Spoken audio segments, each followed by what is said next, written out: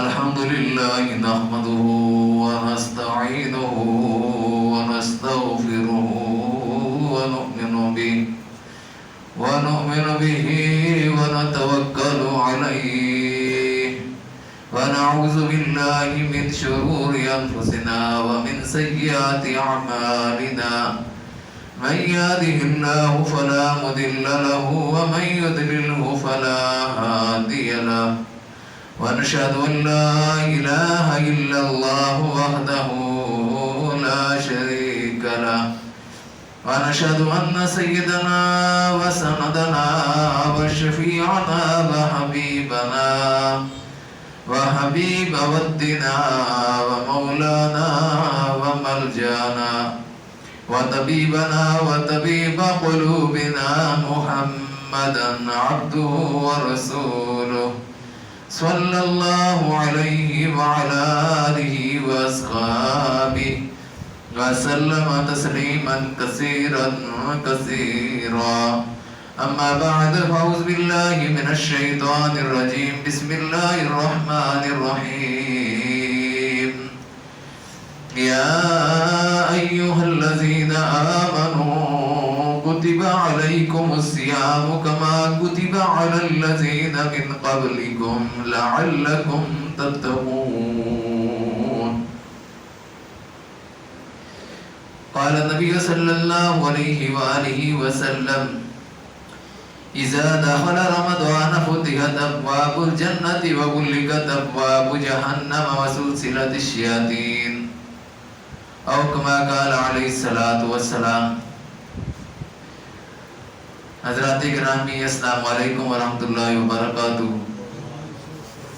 میں نے آپ کے سامنے قرآن مجید کی ایک آیت اور رسول اللہ صلی اللہ علیہ وسلم کا ایک ارشاد پیش کیا ہے. اللہ سے دعا اللہ مجھے قرآن و سنت کے مطابق بیان کرنے کی اور مجھے اور آپ کو سن کر عمل کی توفیق نصیب فرمائے.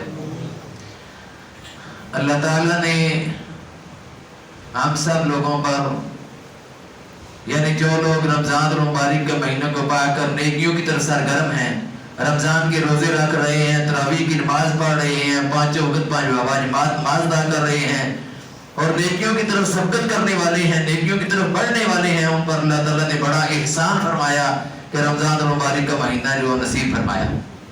اللہ کا بڑا کرم ہے، اللہ کا بڑا احسان ہے. کتنے لوگ ہیں جو ہم سے پہلے اس رمضان سے کچھ پہلے دنیا سے چلے گئے. حضور صلی اللہ علیہ وسلم شعبان میں رجب میں ہی دعا فرمایا کرتے تھے، اللہ مبارک لنا فی رجب و شعبان و بلغنا رمضان، کہ اللہ رجب اور شعبان میں برکت فرما اور ہمیں رمضان تک پہنچا دے کہ تاکہ رمضان کے مہینے میں ہم صحیح کر کے عبادت کر سکیں. کیونکہ رمضان کا مہینہ اتنا مبارک مہینہ ہے، لوگوں کو اس کی قدر نہیں اس طرح قدر کرنی چاہیے. یہ تمام مہینوں کا سردار مہینہ ہے. اس مہینے کے اعمال اتنے قیمتی ہیں کہ باقی سارے مہینوں کے اعمال ایک طرف، اس ایک مہینے کے اعمال ایک طرف، تو یہ اعمال انسان کو جنت کے قابل بنا دیتے ہیں. سبحان اللہ، کتنا بڑا اللہ کا اجر، اللہ کا احسان ہے کہ اتنا بڑا اجر ہم کو اللہ تعالیٰ نصیب فرماتے ہیں چھوٹے چھوٹے اعمال پر. وہی اعمال ہم کرتے ہیں لیکن اجر کا کئی گنا بڑھ جاتا ہے. نمازیں اسی طرح پڑھتے ہیں، زکوٰۃ دیتے ہیں، عمرہ کرتے ہیں اور باقی جو نیک اعمال کرتے ہیں، قرآن کی تلاوت ہے، تراویح کی نماز ہے، روزہ ہے، کتنا نیک عمل ہے. حضور صلی اللہ علیہ وسلم کے ایک صحابی حضرت ابو امامہ رضی اللہ عنہ نے اگر پوچھا نبی کریم صلی اللہ علیہ وسلم سے کہ سب سے افضل عمل کون سا ہے؟ آپ صلی اللہ علیہ وسلم کہ روزہ سب سے افضل عمل ہے. اس صحابی نے پوچھا کہ اس کے بعد پھر کون سا عمل افضل ہے؟ پھر فرمایا کہ روزہ افضل عمل ہے.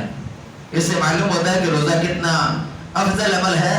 اس عمل کی وجہ سے انسان بے شمار گناہوں سے بچا رہتا ہے. بہت سے گناہ ہیں، آپ نے خود بھی اس بات کا جائزہ لیا ہوگا، اس بات کا آپ نے خود احساس آپ کے اندر بھی پیدا ہوا ہوگا کہ آدمی جب روزے کی کیفیت میں ہوتا ہے بے شمار گناہوں سے آدمی محفوظ رہتا ہے. بہت سے گناہ ہیں.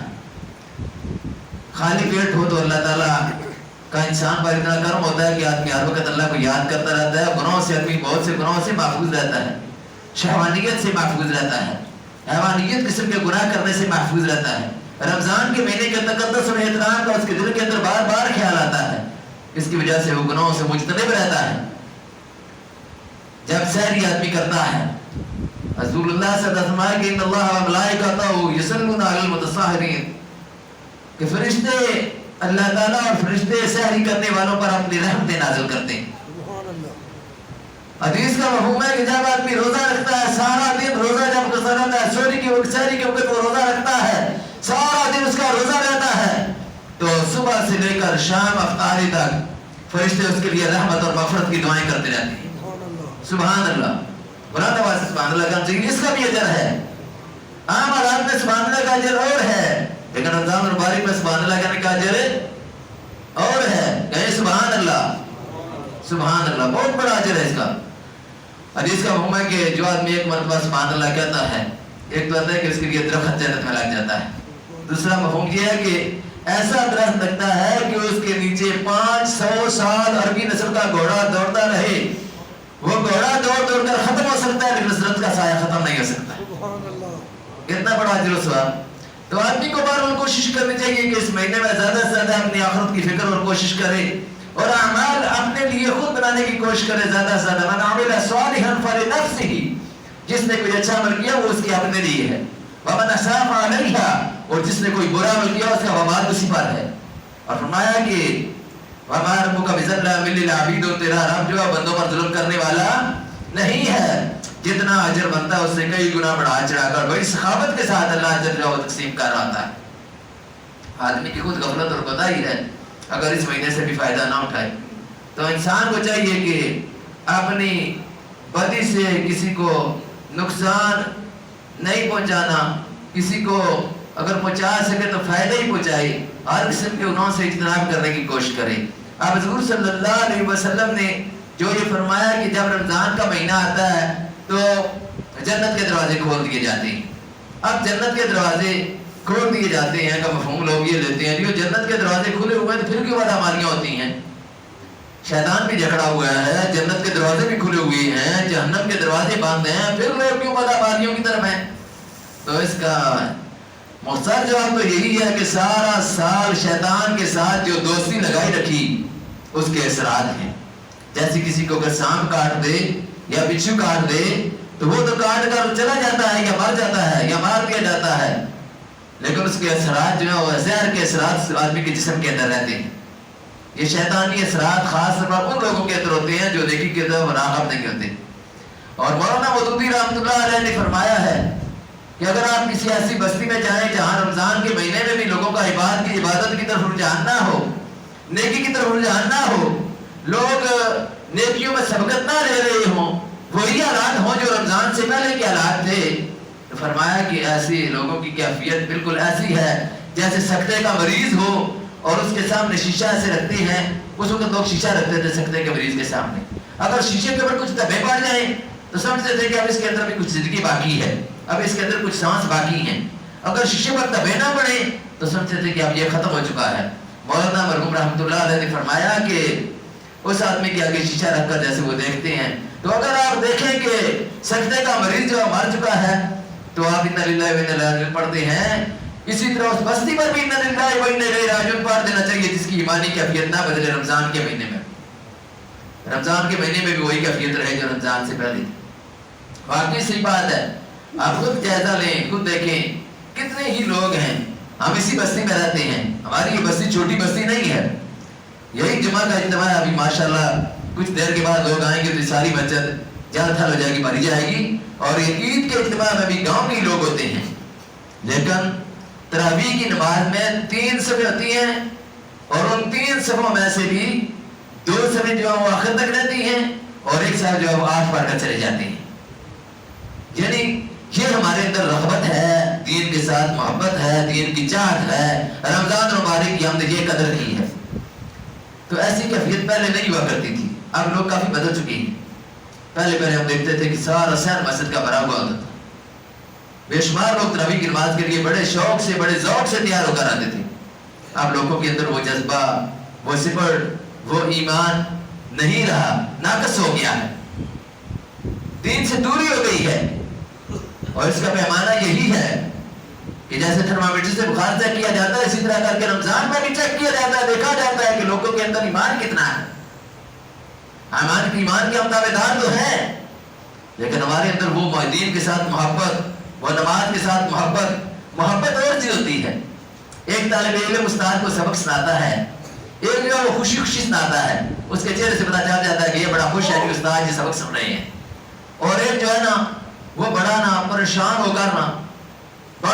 ہو کر جیسے اس کو یاد نہیں سناتا ہے۔ تو دونوں کے سنانے میں فرق ہے۔ اسی طرح کر کے جو آدمی نیکی کرے گا خوشی اس کے اجر میں فرق ہوگا، اس کو اور اجر ملے گا، لیکن جو کرے گا نیکی اس لیے کہ بھئی اب رمضان کا مہینہ آ گیا تو مجبوراً چلو نہیں مسجد چلیے، تو اس کے اجر میں اور ذوق اور شوق کے ساتھ عبادت کرنے والے کے اجر میں زمین آسمان کا فرق ہے۔ اس لیے اس مہینے کو معمولی نہیں سمجھنا چاہیے۔ حضور صلی اللہ علیہ وسلم کے ارشاد کا مفہوم ہے، حضرت ابو سعید خدری رضی اللہ تعالیٰ عنہ سے جس کے راوی ہیں کہ رمضان مبارک کا مہینہ سارے مہینوں کا سردار ہے۔ ہماری خوش قسمتی ہے کہ ہمارے پاس رمضان مبارک کا مہینہ آیا ہے، لیکن ہماری بات قسمتی بھی ہے کہ ہم اس کو اس طرح کر کے نہیں اس میں اعمال کر رہے اس طرح کرنے چاہیے۔ قرآن مجید اس مہینے میں نازل ہوا، اس سے بڑی سعادت اور کیا حاصل ہو سکتی ہے؟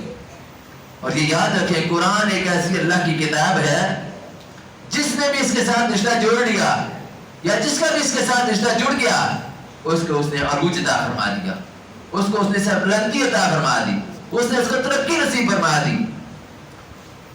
اسی قرآن کی برکت سے ہی کوئی صدیق اکبر بن گیا، کوئی فاروق اعظم بن گیا، کوئی عثمان غنی بن گیا، کوئی علی المرتضیٰ بن گیا، اور اسی قرآن کی ہی برکت سے کوئی امام حنیفہ رحمۃ اللہ علیہ، کوئی امام شافعی رحمۃ اللہ علیہ، کوئی امام مالک رحمۃ اللہ علیہ، کوئی امام عمر رحمۃ اللہ علیہ، امام جعفر رحمۃ اللہ علیہ، اور باقی بھی بڑے بڑے محدثین مفسرین جنہوں نے قرآن کے ساتھ لگاؤ لگایا، ان کو اللہ تعالیٰ نے کتنا اونچا مقام دیا، کتنا بلند مقام دیا۔ آج بھی اگر کوئی چھوٹا ہو کرمجید حفظ کیا، وہ لوگ اس کو حافظ صاحب کہہ کر فرماتے ہیں، حافظ صاحب، اس کا ادب اس کا احترام کیوں کرتے ہیں؟ اس قرآن کی وجہ سے جو اس کے سینے میں اس مہینے کا بھی احترام اور اس کو جو سرداری کا منصب ملا ہے کہ یہ سردار ہے سارے مہینوں کا، قرآن کی وجہ سے ملا ہے۔ راتیں تو ساری جاتی ہیں لیکن لیلۃ القدر کو مقام کیوں زیادہ ملا ہے؟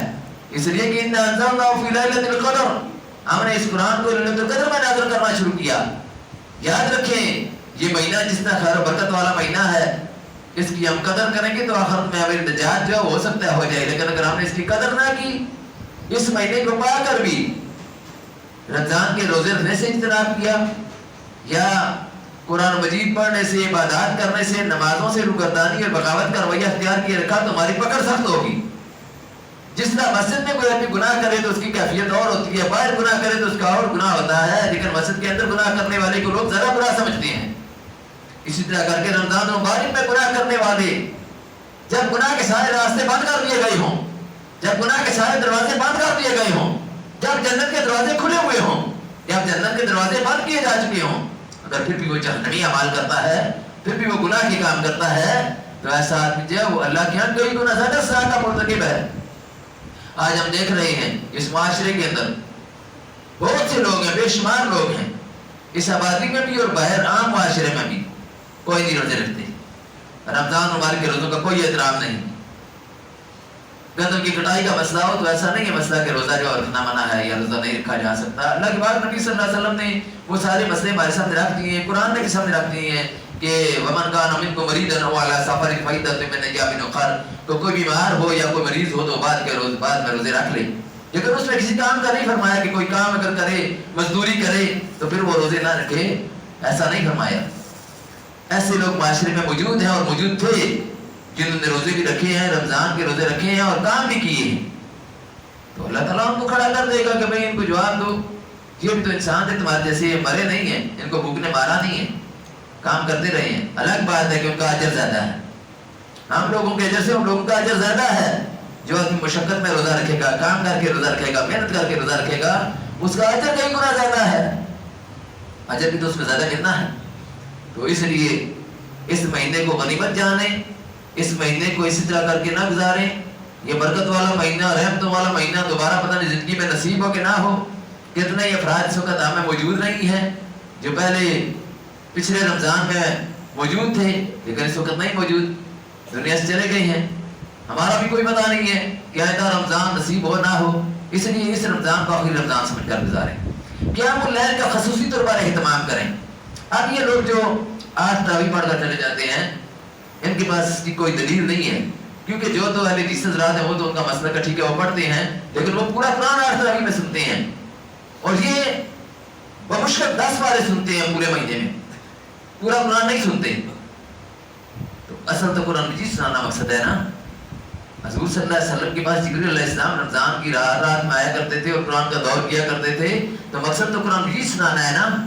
تو اگر قرآن مجید نہیں سننا، 8 رکعت پڑھ کر چلے جانا ہے، تو وہ انہوں نے تراویح جو 8 رکعت پڑھی ہے وہ کتنے بوجھل ہو کر پڑھی ہوگی، کتنا انہوں نے اپنے آپ پر بوجھ ڈال کر اپنے آپ کو کنٹرول قابو کر کے باندھ کر رکھا ہوگا، اور تراویح 8 پڑھی ہوگی اور 8 تراویح پڑھ کر بھاگنے کی کوشش کی ہوگی۔ تو اس طرح کی عبادت سے آپ آدمی کو اجتناب کرنا چاہیے۔ اس مہینے کو غنیمت سمجھیں، زیادہ سے زیادہ وقت مسجد کو دیں، زیادہ سے زیادہ وقت قرآن مجید کو دیں، زیادہ سے زیادہ وقت نوافل کو دیں۔ قیام اللیل صحابہ کرام کے وقت اور حضور صلی اللہ علیہ وسلم کے وقت جو ہوتا تھا، صحابہ فرماتے ہیں، صحابہ کرام کئی صحابہ کے بیان ہے اس میں کہ حضور صلی اللہ علیہ وسلم جب معراج کے وقت، کیونکہ بعض جگہ آتا ہے کہ 24ویں تراویح سے آپ صلی اللہ علیہ وسلم نے پڑھانا شروع کیا، بعض جگہ آتا ہے کہ رمضان کے پہلے 3-4 دنوں میں آپ صلی اللہ علیہ وسلم نے لوگوں کو نماز تراویح کے لیے لوگ اکٹھے ہوتے تھے اور ان کی جماعت ہوتی تھی۔ بعض جگہ آتا ہے کہ بعض لوگ جماعت سے پڑھتے تھے، بغیر جماعت سے بعض پڑھتے تھے۔ حضور صلی اللہ علیہ وسلم ایک دن نہ آئے، جب دیکھا کہ بعض بڑا رش ہے، لوگوں نے سمجھا شاید حضور صلی اللہ علیہ وسلم سو گئے ہیں، انہوں نے کھانسنا شروع کر دیا لوگوں نے، تاکہ آپ صلی اللہ علیہ وسلم سمجھیں کہ لوگ ہمارے میرا ویٹ کر رہے ہیں، انتظار کر رہے ہیں۔ آپ صلی اللہ علیہ وسلم باہر تشریف لائے اور آ کر صحابہ سے فرمایا کہ میں اس لیے نہیں آیا تاکہ یہ نماز تم پر فرض نہ ہو جائے، اگر اس کو میں پابندی کے ساتھ ادا کروں گا تو ہو سکتا ہے تم پر یہ نماز فرض ہو جائے اور پھر تم اس کو ادا نہ کر سکو۔ لیکن اس کے بعد ابوبکر صدیق رضی اللہ عنہ دور میں یہی کام چلتا رہا، عمر فاروق رضی اللہ عنہ کی آدھے دور خلافت میں، آدھے دور خلافت تک اس طرح کر کے لوگ تراویح کی نماز پڑھتے رہے۔ پھر عمر فاروق رضی اللہ عنہ جب ایک دن دیکھا کہ کچھ لوگ جماعت کے ساتھ پڑھ رہے ہیں، کچھ بغیر جماعت کے پڑھ رہے ہیں، حضرت عمر فاروق رضی اللہ عنہ حضرت ابی بن کعب رضی اللہ تعالیٰ عنہ کو امامت کے لیے کھڑا کیا، کیونکہ وہ اس امت کے قاری ہیں، وہ قرآن سب سے اچھی کرتے تھے، سب سے اچھا قرآن پڑھتے تھے، ان کو امامت کے لیے کھڑا کیا اور سارے صحابہ کو کہا کہ ان کی امامت میں آپ نماز ادا کیا کریں، تراویح کی نماز کی امامت میں ہوگی، اور باقاعدگی کے ساتھ تراویح کا نظام جاری و ساری کیا۔ پھر ہر سال باقاعدگی کے ساتھ اس وقت سے لے کر آج تک مسجد نبوی اور خانہ کعبہ میں بھی اور دنیا کی ساری مساجد میں بھی لوگ بڑے اہتمام کے ساتھ تراویح کی نماز ادا کرتے ہیں۔ اس لیے یہ لوگوں کے پاس جواز نہیں ہے کہ جی وہ پڑھ لو تو ثواب ہے، نہ پڑھ تو گناہ کو نہیں۔ ایسے سے مفتی ہیں نا بھائی، چھوڑ دو کہ مسلسل تو گناہ ہے، یہ سنت کو ایسی نہیں ہے کہ چھوڑ دو مسلسل تو آپ کو گناہ نہیں ملے گا، گناہ ملے گا۔ مسلسل چھوڑنے سے، لگاتار چھوڑنے سے، اس کو کوئی اہمیت نہ دینے کی وجہ سے گناہ ملے گا۔ اس لیے اس کو اہمیت دینی چاہیے، اس کو سمجھنا چاہیے، پوری پابندی کے ساتھ، پورے ذوق و شوق کے ساتھ تیار ہو کر آنا چاہیے، بڑی تعداد میں لوگوں کو آنا چاہیے، لوگوں کو پتہ چلے کہ رمضان مبارک کا مہینہ ہے۔ کچھ عرصہ پہلے تو ہوتا تھا، آج سے 8-10 سال پہلے بڑی ذوق و شوق کے ساتھ لوگ آتے تھے، لیکن اب لوگوں کے اندر وہ چیز ختم ہو چکی ہے، تو یہ چیز ختم نہیں ہونی چاہیے۔ اہل ایمان کے اندر تو ہر جو ہے وہ ہر دن ان کے لیے ایسا ہونا چاہیے کہ دن بدن وہ نیکی کی طرف مائل ہوں، سبقت لینے والے ہوں، نیکی کی طرف بڑھنے والے ہوں۔ تو اللہ تعالیٰ نے بھی قرآن مجید میں اہل ایمان کو اس بات کی خوشخبری دی ہے کہ اگر وہ دوڑیں گے اس طرف، جنت کی طرف، مغفرت کی طرف، بخشش کی طرف، رحمت کی طرف، تو اللہ تعالیٰ ان کے لیے مزید راستے آسان کر دے گا۔ فرمایا وَسَارِعُوا إِلَىٰ مَغْفِرَةٍ مِّن رَّبِّكُمْ وَجَنَّاتٍ عَرْضُهَا كَعَرْضِ السَّمَاءِ وَالْأَرْضِ أُعِدَّتْ لِلْمُتَّقِينَ، دوڑو اس جنت کی طرف جس کی لمبائی اور چوڑائی زمین اور آسمان کے برابر ہے، اور جو متقین کے لیے تیار کی گئی ہے۔ متقین کون ہیں؟ وہ لوگ جو برائی سے بچنے والے اور نیکی کا راستہ اختیار کرنے والے۔ تقویٰ کی کیفیت کے متعلق حضرت عمر فاروق رضی اللہ عنہ نے حضرت ابی بن کعب رضی اللہ عنہ سے پوچھا کہ تقویٰ کا کیا مفہوم ہے، اور انہوں نے فرمایا کہ آپ کبھی تنگ راستہ، جو جھاڑیوں والا راستہ ہو اور تنگ راستہ ہو، اس میں سے کبھی گزرے ہیں؟ میں ہاں کئی بار گزرا ہوں۔ نہ کیسے گزرتے ہیں؟ انہوں نے کہا اپنے کپڑوں کو بچا کر، سمیٹ کر، دامن سمیٹ کر، کپڑے بچا کر میں اس راستے سے گزرتا ہوں کہ میرے کپڑے کہیں جھاڑیوں کے ساتھ نہ لگ جائیں۔ بھائی میں کہا رضی اللہ عنہ کی یہی تقویٰ ہے، برائیوں کی جھاڑیاں، گندگی کی جھاڑیاں، گناہوں کی جھاڑیوں سے اپنے آپ کو بچا کر اور چھوٹے سے اس راستے سے گزر جانا کامیابی کے ساتھ، یہی تقویٰ اور پرہیزگاری ہے۔ اور اللہ نے بھی تو یہی بات فرمائی ہے، یا ایھا الذین آمنوا، لوگوں جو ایمان لائے ہو، کتب علیکم الصیام، فرض کیے گئے ہیں تم پر روزے، کتب فرض کیے گئے ہیں، علیکم الصیام، تم پر روزے، کتب علیکم الصیام، فرمایا کہ تم پر فرض کیے گئے جس طرح تم سے پہلے لوگوں پر فرض کیے گئے۔ کیوں فرض کیے گئے ہیں؟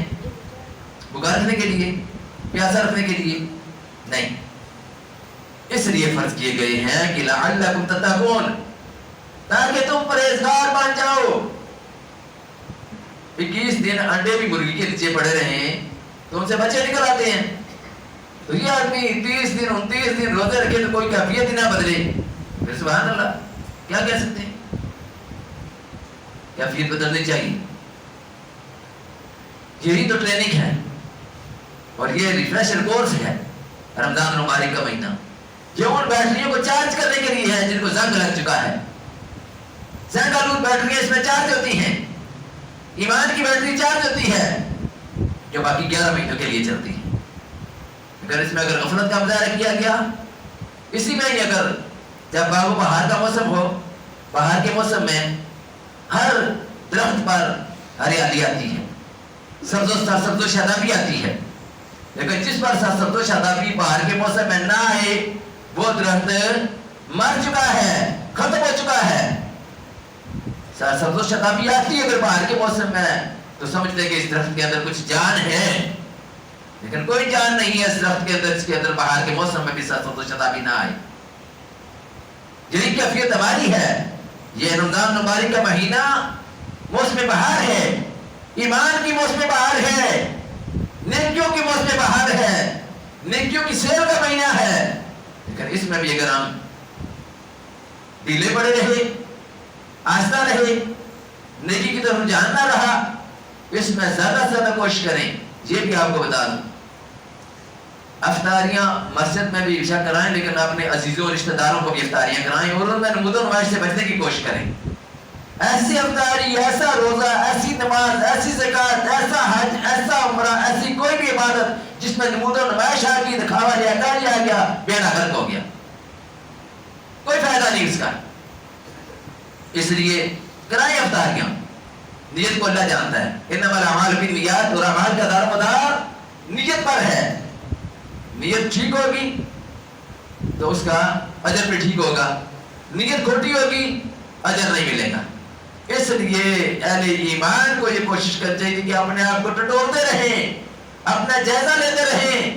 کبھی شیطان نے کوئی دل کے اندر کھوٹ تو نہیں پیدا کرنے کی کوشش کی، کبھی شیطان نے دل کے اندر کوئی نمود و نمائش کے جراثیم تو نہیں پیدا کرنے شروع کر دیے، پھر اس کو سیدھے راستے پر لانے کی کوشش کریں۔ رمضان مبارک میں سیدھے راستے پر لانے کی کوشش کرنا بڑا آسان ہے، لیکن رمضان کے بعد اگر آپ یہ کہیں کہ اس وقت جب بہار کا موسم ختم ہو جائے گا اس وقت میرے اوپر بہار آئے گی، تو یہ اہم والی بات ہے، یہ کوئی عقل مند انسانوں کی بات نہیں ہے۔ بہار کے موسم میں ہی بہار آتی ہے، بہار کا موسم گزر جائے پھر اور کوئی چیز ہو سکتی ہے، لیکن بہار کی موسم، بہار کی تمنا اپنے آپ رکھیں۔ اس لیے کوشش کرنی چاہیے کہ اپنے آپ کو، اپنے گھر والوں کو، اپنے بچوں کو، اپنی بچیوں کو نیکی کے راستے پر لگائیں۔ رمضان مبارک کا مہینہ احترام کا مہینہ، رمضان مبارک کا مہینہ عظمت اور برکت والا مہینہ، لیکن اس میں اگر ہم خود روزہ کہیں کہ میرا روزہ ہے، اور جو گندم کاٹنے والے ہم نے پٹھان لگائے ہیں یا دوسرے آدمی لگائے ہیں، ان کو ہم چائے پکا کر دیں، ان کو ہم روٹیاں پکا کر دیں، ہمارا روزہ ہے جی، مسئلے کی بات ہے، وہ روزہ اللہ کے یہاں مقبول نہیں ہوگا۔ وہ کیسا روزہ ہے؟ میں اگر خود چوری نہ کروں، میں چوروں کے لیے آسانیاں مہیا کروں تو میں اس میں شریک نہیں ہوں گا۔ میرا موٹر سائیکل کوئی لے جائے کسی کے گھر چوری کرنے کے لیے، میں ہمیشہ گھر میں سویا رہوں، میرا اس میں کوئی عمل دخل نہیں ہوگا۔ اس لیے وہ لوگ بھی گنہگار ہیں جو سمجھتے ہیں کہ ہم نے تو روزہ رکھا ہوا ہے، اے سی لگا کر ہم سو گئے ہیں، ٹھیک ہے، گندم کاٹنے والے گندم کاٹ رہے ہیں، ان کو ہم روٹیاں کھلا رہے ہیں، ان کو پانی پلا رہے ہیں، یہ رمضان مبارک کی بےحرمتی ہے، گناہ ہے، اس کا ادا کرنا ہر مسلمان پر فرض ہے۔ اور یاد رکھیں جو لوگ جان بوجھ کر روزہ چھوڑتے ہیں ان کا کفارہ کیا ہے؟ ان کو کفارہ دینا پڑے گا، نہیں دیں گے اللہ کی پکڑ ہوگی۔ کفارہ کیا ہے؟ 60 دن لگاتار روزے رکھنے ہیں، 60 دن، ایک روزہ بھی نہیں رکھا، 59 رکھے ہیں، ایک رہ گیا، 60 ہونے میں کوئی وجہ بن گئی نہیں رکھ سکا، پھر شروع سے رکھے گا، ایک سے پھر سٹارٹ، وہ 59 ختم۔ مسئلہ ہے 60 روزے لگاتار رکھنے ہیں۔ اس لیے علماء نے لکھا ہے کہ دیکھ لینا چاہیے کہ درمیان میں رمضان کا مہینہ تو نہیں آ رہا، 2 مہینے روزے جو رکھنے ہیں اس میں، کیونکہ رمضان کے مہینے میں تو رمضان کے روزے آ جائیں گے، اس لیے 2 مہینے لگاتار، یا عیدیں تو نہیں آ رہی کیونکہ عید کو تو روزہ نہیں ہوتا، اس چیز کا خیال رکھے. وہ ایک روزہ جو جان بوجھ کر چھوڑا ہے، جس کو سمجھتا تھا کہ خیر میں رہنا اور کہتا تاں کی ہے دینی گل، بڑا سخت عذاب ہے آخرت میں اس کا. اگر دنیا میں اتنا بڑا کفارہ ہے تو آخرت میں عذاب بھی بڑا سخت ہے. اگر روزہ نہیں رکھ سکتا، بوڑھا آدمی ہے یا بیمار ہے، کوئی عذر ہے تو نہیں رکھ سکتا عذر کی وجہ سے. اگر تو جوان آدمی ہے وہ روزہ ہی رکھے گا، کچھ اور نہیں کرے گا. لیکن کوئی روزہ نہ رکھنے کا اگر عذر ہے کہ نہیں رکھ سکتا، شرعی عذر ہے، تو پھر وہ 60 مسکینوں کو 2 وقت کا کھانا کھلائے گا. 60 مسکینوں کو 2 وقت کا کھانا کھلائے گا. ایک روزے کا یہ کفارہ ہے، ایک روزے کا. اس سے آپ جان لیں اور سمجھ لیں کہ رمضان مبارک کے روزوں کی کیا اہمیت ہے. حضور صلی اللہ علیہ وسلم نے فرمایا ہے کہ اگر ساری زندگی کے روزے ایک طرف آدمی رکھے، ساری زندگی کے روزے آدمی رکھے لیکن رمضان کا ایک روزہ نہ رکھے تو وہ ساری زندگی کے روزے رمضان کے ایک روزے کا مقابلہ نہیں کر سکتے، رمضان کے ایک روزے کے برابر نہیں ہو سکتے. اس لیے پوری زندگی پہ روزے رکھتے رہیں. رمضان المبارک کا روزہ وہ نہیں جو نصیب ہوا، جو گزر گیا، وہ اس کی تلافی نہیں ہو سکتی.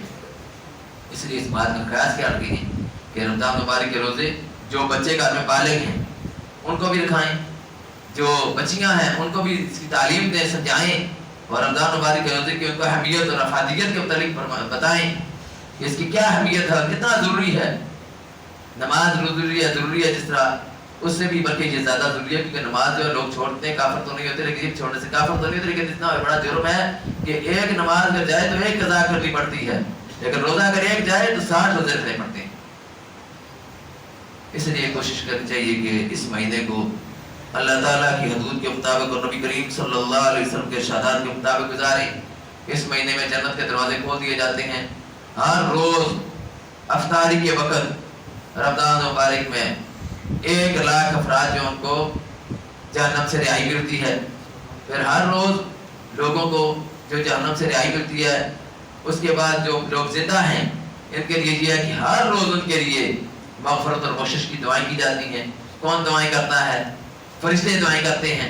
فرشتوں کو کس نے مقرر کیا ہے؟ اللہ نے مقرر کیا ہے کہ ان کے لیے دعائیں کرو، ان کے لیے دعا مغفرت کی کرو. پھر آسمان دنیا پر ہر روز اللہ کی ذات آ جاتی ہے، ہر روز اللہ کی ذات اس آسمان پر آ کر پکارتی ہے، عالمی مغفرت، یا مجھ سے کوئی بخشش مانگنے والا میں اس کی بخشش کر دوں.